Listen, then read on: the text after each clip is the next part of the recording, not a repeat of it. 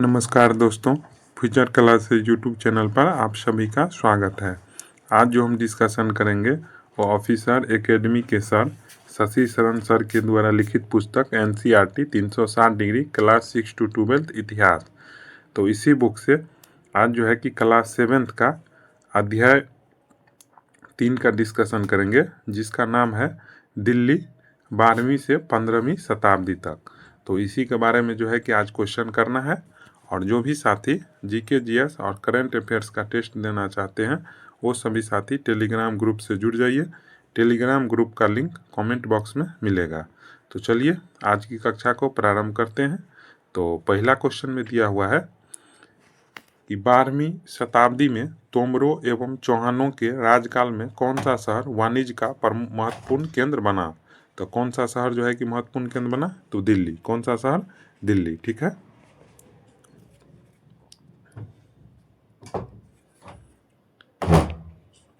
Discussion में दिया हुआ है कि तालिका 1 पर जो है कि नज़र डालिए। पहल तोमर राजपूत के काल में दिल्ली जो है 9 किस साम्राज्य की राजधानी बनी।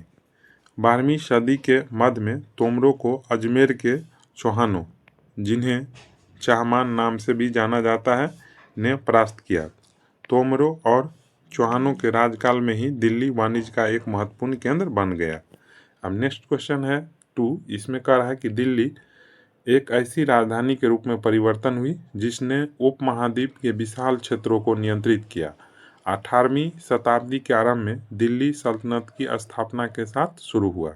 तो क्या शुरू हुआ था? तो 13वीं शताब्दी। 13वीं शताब्दी। ठीक है। अब डिस्कशन में दिया हुआ है कि 13वीं सदी के आरंभ में दिल्ली सल्तनत की स्थापना हुआ और इसके साथ दिल्ली एक ऐसी राजधानी में बदल गई जिसका नियंत्रण इस उपमहाद्वीप के बहुत बड़े क्षेत्र पर फैला था। तालिका 1 में फिर से नज़र डालिए और उन 5 वंशों की पहचान कीजिए जिनसे मिलकर के दिल्ली की सल्तनत बनी। अब नेक्स्ट क्वेश्चन है 3। इसमें कह रहा है निम्नलिखित कथन पर विचार करें। विचार क्या करना है कि कौन सा कथन सही है, कौन सा कथन सही है। तो पहला कथन में दिया है कि तोमरों एवं चौहानों के राजकाल में दिल्ली वाणिज्य का एक महत्वपूर्ण केंद्र बना। तो पहला कथन सही है। दूसरा कथन में दिया है कि इस शहर में बहुत से मौर्य व्यापारी रहते थे जिन्होंने ये उनके स्तूपों का निर्माण करवाया। तो ये गलत है। तो हमारा आंसर हो जाएगा ए, केवल एक सही है। डिस्कशन में दिया हुआ है कि तालिका 1 पर नजर डालिए। पहल तोमर राजपूतों के काल में दिल्ली किस साम्राज्य की राजधानी बनी। 12वीं सदी के मध्य में तोमरों को अजमेर के चौहानों, जिन्हें चाहमान नाम से भी जाना जाता है, ने परास्त किया। तोमरों और चौहानों के राजकाल में ही दिल्ली वाणिज्य का एक महत्वपूर्ण केंद्र बन गया। इस शहर में बहुत सारे समृद्धशाली जैन व्यापारी रहते थे जिन्होंने अनेक मंदिर का निर्माण करवाया। यहाँ देहलीवाल कहे जाने वाले सिक्के भी ढाले जाते थे जो काफ़ी प्रचलन में थे। मंदिर का निर्माण करवाया। यहाँ देहलीवाल कहे जाने वाले सिक्के भी ढाले जाते थे जो काफ़ी प्रचलन में थे। अब नेक्स्ट क्वेश्चन है 4। इसमें कह रहा है निम्नलिखित में से तवारीखों के संबंध में गलत कथन को जो है कि चुने। ठीक है। तो पहला कथन में दिया है कि तवारीख के लेखक सचिव, प्रशासक, कवि और दरबारियों जैसे सुशिक्षित व्यक्ति होते थे जो घटनाओं का वर्णन भी करते थे और शासकों को प्रशासन संबंधी भी सलाह देते थे। तो ये सही है। तवारीख वो है जो सुल्तानों के शासनकाल में प्रशासन की भाषा अरबी में लिखे गए थे। तो ये गलत है। तो हमको कह रहा था कौन सा कथन गलत है, तो आंसर हो जाएगा बी, केवल 2 जो है कथन गलत है। डिस्कशन में दिया हुआ है इतिहास। तारीख एक वचन, तवारीख बहुवचन है जो सुल्तानों के शासन काल में प्रशासन की भाषा फारसी में लिखे गए थे। तवारीख के लेखक सचिव, प्रशासक, कवि और दरबारियों जैसे सुशिक्षित व्यक्ति होते थे जो घटनाओं का वर्णन भी करते थे और शासकों को प्रशासन संबंधी सलाह भी देते थे। वे न्याय संगत शासन के महत्व पर बल देते थे। यानी तवारीख क्या था? तो तवारीख था कि सुल्तानों के शासनकाल में जो प्रशासन की भाषा था फारसी में लिखे गए थे, उसी को हम तवारीख बोलते हैं। अब नेक्स्ट क्वेश्चन है 5, इसमें कह रहा है कि रजिया सुल्तान दिल्ली की गद्दी पर कब बैठी थी। तो कब बैठी थी, तो 1236 ईस्वी में। कब बैठी थी, 1236 ईस्वी में। कह रहा है सन 1236 में सुल्तान इल्तुतमिश की बेटी रजिया सिंहासन पर बैठी। उस युग के इतिहासकार मिन्हाज ए सिराज ने स्वीकार किया कि वह अपने सभी भाइयों से अधिक योग्य और सक्षम थी, लेकिन फिर भी वह एक रानी को शासक के रूप में मान्यता नहीं दे पा रहा था। दरबारी जन भी उसके स्वतंत्र रूप से शासन करने की कोशिश से प्रसन्न नहीं थी। सन 1240 में उसने सिंहासन से हटा दिया गया। अब नेक्स्ट क्वेश्चन है 6, इसमें कह रहा है कि मिलान करना है कौन वंश जो है कि कब से कब तक रहा था। तो उसमें जो है कि मिलान करना है तो सैयद वंश। तो सैयद वंश का जो है कि कार्यकाल रहा कब से कब तक, तो सैयद वंश का कार्यकाल जो है कि 1414 से लेकर के 1451 तक। तो ए का हो जाएगा क्या, ए का हो जाएगा 3। खिलजी वंश, खिलजी वंश कब से, तो 1290 से 1320 तक। तो बी का हो जाएगा 4। इसके बाद तुगलक वंश, तो तुगलक वंश कब से कब तक रहा था, तो तुगलक वंश 1320 से 1414 तक। तो सी का हो जाएगा 1। लोधी वंश, इसके बाद जो है कि लोधी वंश आया। तो लोधी वंश का जो है कि कार्यकाल कब से कब तक, तो 1290 से 1320 तक। तो इसका हो जाएगा 4। तो हमारा आंसर हो जाएगा ए। अब सब शासकों का जो है कि कालखंड दिया गया है। तो कुतुबुद्दीन ऐबक जो है कि रहा था 1206 से 1210 तक। इल्तुतमिश रहा था 1210 से 1236 तक। फिर रजिया सुल्तान 1236 से 1240 तक। फिर गयासुद्दीन बलबन 1266 से 1287 तक। फिर खिलजी वंश का कार्यकाल आ गया तो 1290 से 1320 तक। इसमें जो है कि 2 शासक, एक जलाउद्दीन खिलजी और एक अलाउद्दीन खिलजी रहा। फिर तुगलक वंश 1320 से 1414 तक। इसके बाद जो है कि सैयद वंश जो है कि 1414 से लेकर के 1451 तक। इसके बाद जो है कि लोधी वंश आया 1451 से लेकर के 1526 तक। अब नेक्स्ट क्वेश्चन है 7, इसमें कह रहा है कि सुल्तान इल्तुतमिश की बेटी कौन थी। तो कौन थी, तो रजिया सुल्तान थी। कौन थी, रजिया सुल्तान। तो हमारा आंसर हो जाएगा बी। अब नेक्स्ट क्वेश्चन है 8, इसमें कह रहा है कि वारंगल किस राज्य में है। तो किस राज्य में है वारंगल, आंध्र प्रदेश में है। किस राज्य में, आंध्र प्रदेश में। कह रहा रजिया ने अपने अभिलेखों और सिक्कों पर अंकित करवाया कि वह सुल्तान इल्तुतमिश की बेटी थी। आधुनिक आंध्र प्रदेश के वारंगल क्षेत्र में किसी समय काकतीय वंश का राज था। इस वंश की रानी रुद्रमा देवी 1262 से 1289 के व्यवहार से रजिया का व्यवहार बिल्कुल विपरीत था। रुद्रमा देवी ने अपने अभिलेखों में अपना नाम पुरुषों जैसा लिखवाकर अपने पुरुष होने का भ्रम पैदा किया था। एक और महिला शासिका थी कश्मीर की रानी दिद्धा, जो 980 से 980 से 1003 तक मतलब शासन किया था। उनका नाम दीदी यानी बड़ी बहन से निकला है। जाहिर है कि प्रजा ने अपने प्रिय रानी को यह स्नेह भरा संबोधन दिया होगा। अब नेक्स्ट क्वेश्चन है 9, इसमें कह रहा है निम्नलिखित कथन में कौन सा कथन जो है कि सही है। तो पहला कथन में दिया हुआ है कि मिन्हाज उस सिराज के अनुसार ईश्वर ने जो आदर्श समाज व्यवस्था बनाई उसके अनुसार स्त्रियों को पुरुषों का अधीन होना चाहिए। तो ये सही है। दूसरा कथन में है कि रजिया ने अपने अभिलेखों और सिक्कों पर अंकित करवाया कि वह इल्तुतमिश की बेटी है। तो ये भी सही है। आधुनिक आंध्र प्रदेश के वारंगल क्षेत्र में किसी समय चोल वंश का राज था। तो चोल वंश का नहीं बल्कि काकतीय वंश का राज था। तो ये गलत है। तो हमारा आंसर हो जाएगा बी, केवल 1 और 2 सही है। डिस्कशन में दिया हुआ है कि मिन्हाज ए सिराज का सोचना था कि ईश्वर ने जो आदर्श समाज व्यवस्था बनाई है उसके अनुसार स्त्रियों को पुरुषों का अधीन होना चाहिए और रानी का शासन इस व्यवस्था के विरुद्ध जाता था। इसीलिए वह पूछता है खुदा की रचना के खाते में उसका ब्यौरा चूंकि मर्दों की सूची में नहीं आता है, इसीलिए इतनी शानदार खूबियों से भी उसे आखिर हासिल क्या हुआ। रजिया ने अपने अभिलेखों और सिक्कों पर अंकित करवाया कि वह सुल्तान इल्तुतमिश की बेटी थी। आधुनिक आंध्र प्रदेश के वारंगल क्षेत्र में किसी समय काकतीय वंश का राज था। अब नेक्स्ट क्वेश्चन है 10, इसमें कह रहा है कि निम्न में से किसने शिलालेखों पर अपना नाम बदल लिया और दिखावा किया कि वह एक पुरुष है? तो कौन किया था ये काम? तो रुद्रमा देवी, रुद्रमा देवी। नेक्स्ट क्वेश्चन है 11, इसमें कह रहा है निम्नलिखित कथन पर विचार करें। विचार क्या करना है कि कौन सा कथन सही है, कौन सा कथन सही है।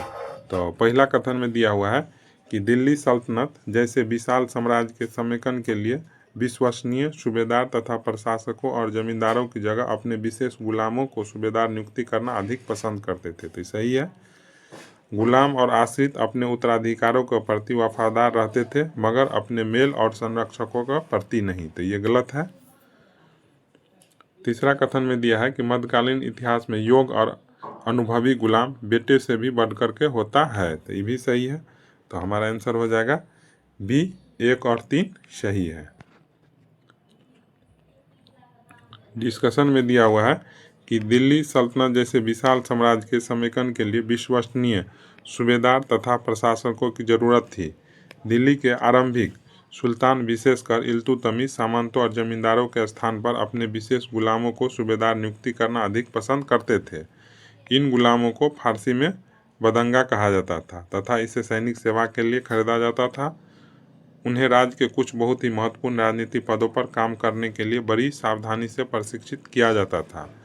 वे चूंकि पूरी तरह अपने मालिक पर निर्भर होते थे, इसीलिए सुल्तान भी विश्वास करने पर उन पर निर्भर हो सकते थे। जिस गुलाम को हमने पाला पोसा आगे बढ़ाया उसकी हमें देखभाल करनी चाहिए, क्योंकि तकदीर अच्छी हो तभी पूरी ज़िंदगी में कभी कभी ये योग्य और अनुभवी गुलाम मिलता है। बुद्धिमानों का कहना है कि योग्य और अनुभवी गुलाम बेटे से भी बढ़कर के होता है। गुलाम और आश्रित अपने मालिकों और संरक्षकों के प्रति तो वफादार रहते थे मगर उसके उत्तराधिकारों के प्रति नहीं। सुल्तानों के अपने नौकर होते थे। फलस्वरूप किसी नए शासक के सिंहासन पर बैठते ही प्रायः नए और पुराने सरदारों के बीच टकराहट शुरू हो जाती थी। अब नेक्स्ट क्वेश्चन है 12, इसमें कहा है कि जन्म के आधार पर मिलने वाली विशेषाधिकार, उदाहरण के लिए लोगों का मानना था कि कुलीन लोगों को शासन करने के लिए अधिकार विरासत में मिलते हैं क्योंकि वे कुछ खास परिवार में पैदा होते थे। तो ये जन्मसिद्ध अधिकार था। ठीक है। करा जन्मसिद्ध अधिकार, जन्म के आधार पर विशेषाधिकार का दावा, उदाहरण के लिए लोग मानते थे कि कुलीन व्यक्ति को कुछ खास परिवारों में जन्म लेने के कारण शासन करने का अधिकार विरासत में मिलता है। अब नेक्स्ट क्वेश्चन है 13, इसमें कह रहा है खिलजी और तुगलक शासकों ने सैन्य कमांडर को अलग अलग आकार के प्रदेशों राज्यपाल के रूप में नियुक्ति किया। इन भूमियों को क्या कहा जाता था? तो इक्ता कहा जाता था। अब नेक्स्ट क्वेश्चन है 14, इसमें कह रहा है निम्न में से किसका कर्तव्य सैन्य अभियानों का नेतृत्व करना और अपने इक्ता में कानून और व्यवस्था बनाए रखना है? तो किसका था काम ये? मुक्ति का। किसका? मुक्ति का। कह रहा पहले वाले सुल्तानों की ही तरह खिलजी और तुगलक शासकों ने भी सेनानायकों को भिन्न भिन्न आकार के इलाकों के सूबेदार के रूप में नियुक्ति किया। ये इलाके इक्ता कहलाते थे। इन्हें संभालने वाले अधिकारी इक्तादार या मुक्ति कहे जाते थे। मुक्ति का फर्ज था कि सैनिक अभियानों का नेतृत्व करना और अपने इक्तों में कानून और व्यवस्था बनाए रखना। नेक्स्ट क्वेश्चन है 15, इसमें कह रहा है निम्न में से कौन सा कथन जो है कि सही है? तो पहला कथन में कह रहा है कि मुक्ति का कर्तव्य सैन्य अभियानों का नेतृत्व करना और इक्ता में कानून और व्यवस्था बनाए रखना। तो सही है। मुक्ति लोगों पर काबू रखने का प्रभावी तरीका था कि उनका वंश परंपरा से चले और उन्हें कोई भी इक्ता बहुत समय के लिए मिले जिसके बाद उसे हस्तांतरण कर दिया जाए। तो ये गलत है। तो हमारा आंसर हो जाएगा ए, केवल 1 सही है। डिस्कशन में दिया हुआ है पहले वाले सुल्तानों की ही तरह खिलजी और तुगलक शासकों ने भी सेना नायकों को भिन्न भिन्न आकार के इलाकों के सूबेदार के रूप में नियुक्ति किया। ये इलाके क्या कहलाते थे? इक्ता कहलाते थे। उन्हें संभालने वाले अधिकारी इक्तादार या मुक्ति कहे जाते थे। मुक्ति का फर्ज था कि सैनिक अभियानों का नेतृत्व करना और अपने इक्ताओं में कानून और व्यवस्था बनाए रखना। अपनी सैनिक सेवाओं के बदले वेतन के रूप में मुक्ति अपने इलाकों से राजस्व की वसूली किया करते थे। राजस्व के रूप में मिली रकम से वे अपने सैनिकों को भी तनख्वाह देते थे। मुक्ति लोगों पर काबू रखने का सबसे प्रभावी तरीका था। कि उनका पद वंश परंपरा से न चले और उन्हें कोई भी इक्ता थोड़े थोड़े समय के लिए ही मिले, जिसके बाद उसका स्थानांतरण कर दिया जाए। अब नेक्स्ट क्वेश्चन है 16। इसमें कह रहा है कि निम्न में से किस शासक के शासनकाल में मवेशियों और घरों पर भी कर लगाए गए? तो किसके शासनकाल में? तो अलाउद्दीन खिलजी के शासनकाल में। तो हमारा आंसर हो जाएगा ए। नेक्स्ट क्वेश्चन है 17। इसमें कह रहा है निम्नलिखित में से किस देश के नागरिक इब्न बतूता ने 14वीं शताब्दी में भारत की यात्रा की थी? तो ये कहाँ के थे? मोरक्को के थे। कहाँ के? मोरक्को के। डिस्कशन में दिया हुआ है कि अफ्रीकी देश मोरक्को से 14वीं सदी में भारत आए यात्री इब्न बतूता ने बतलाया है कि सरदार कभी कभी चट्टानी उबड़ खाबड़ पहाड़ी इलाकों में किले बना करके रहते थे, कभी कभी बांस के झुरमुटों में। भारत में बांस पोला नहीं होता, यह बहुत बड़ा होता है। इसके अलग अलग हिस्से आपस में इस तरह से गूंथे होते हैं कि उन पर आग का भी असर नहीं होता और वे कुल मिलाकर बहुत ही मजबूत होते हैं। सरदार इन जंगलों में रहते हैं जो इनके लिए किले की प्राचीर का काम देते हैं। इन दीवारों के घेरे में ही उनके मवेशी और फसल रहते हैं। अंदर ही पानी भी उपलब्ध रहता है। नेक्स्ट क्वेश्चन है 18। इसमें कह रहा है कि चंगेज के नेतृत्व में मंगोलों ने भारत के किस शासक के शासनकाल में भारत पर आक्रमण किया था? तो किसके शासनकाल में? तो अलाउद्दीन खिलजी के समय में। डिस्कशन में दिया हुआ है कि चंगेज खान के नेतृत्व में मंगोलों ने 1219 में उत्तरी पूर्वी ईरान में ट्रांसऑक्सियाना आधुनिक उज्बेकिस्तान पर हमला किया और उनके शीघ्र बाद ही दिल्ली सल्तनत को उसका धावा झेलना पड़ा। अलाउद्दीन खिलजी और मुहम्मद तुगलक के शासनकाल के आरंभ में दिल्ली पर मंगोलों के धावे बढ़ गए।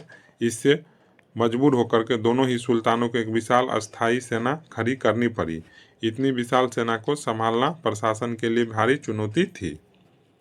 अब नेक्स्ट क्वेश्चन है 19। इसमें कह रहा है निम्नलिखित कथन पर विचार करें। विचार क्या करना है कि कौन सा कथन सही है। तो पहला कथन में कह रहा है अलाउद्दीन खिलजी और मुहम्मद तुगलक के शासन काल के आरंभ में दिल्ली पर मंगोलों का आक्रमण बढ़ गया। सही है। चंगेज खां के नेतृत्व में मंगोलों ने 1219 में उत्तरी पूर्वी ईरान में ट्रांसऑक्सियाना पर हमला किया था। तो ये भी सही है। तो हमारा आंसर हो जाएगा सी। 1 और 2 दोनों सही है।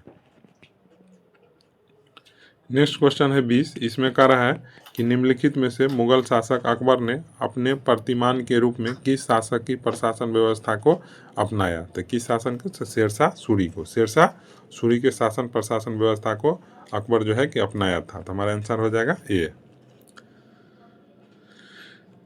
डिस्कशन में दिया हुआ है कि इस काल में स्थापित राज्यों में कुछ छोटे तो थे पर शक्तिशाली थे और उनका शासन बहुत ही कुशल था और सुव्यवस्थित तरीके से चल रहा था। शेरशाह सूरी जो 1240 से 1245 तक शासन किया ने बिहार में अपने चाचा के एक छोटे से इलाकों के प्रबंधक के रूप में काम शुरू किया था और आगे चल करके उसने इतनी उन्नति की कि मुगल सम्राट हुमायूं को 1530 से 1540, 1555 से 1556 तक को चुनौती दी। यानी इतना ईस्वी में जो है हुमायूं को हराया था और परास्त किया। शेरशाह ने दिल्ली पर अधिकार करके स्वयं अपना राजवंश स्थापित किया। सूर ने केवल 15 वर्ष यानी 1540 से 1555 तक दिल्ली पर शासन किया था, लेकिन उसके प्रशासन ने अलाउद्दीन खिलजी वाले कई तरीकों को अपनाकर उन्हें और भी चुस्त बना दिया। महान सम्राट अकबर जो 1556 से लेकर के 1605 ईस्वी तक शासन किया था, ने जब मुगल साम्राज्य को समेकित किया यानी मुगल साम्राज्य का पद धारण किया, तो उसने अपने प्रतिमान के रूप में शेरशाह की प्रशासन व्यवस्था को अपनाया था। तो इस प्रकार आज का डिस्कशन हो गया। आशा करते हैं आप सभी साथियों को अच्छा लगा होगा। अच्छा लगा हो तो चैनल को सब्सक्राइब कीजिए, लाइक कीजिए, अपने दोस्तों के पास शेयर कीजिए। धन्यवाद।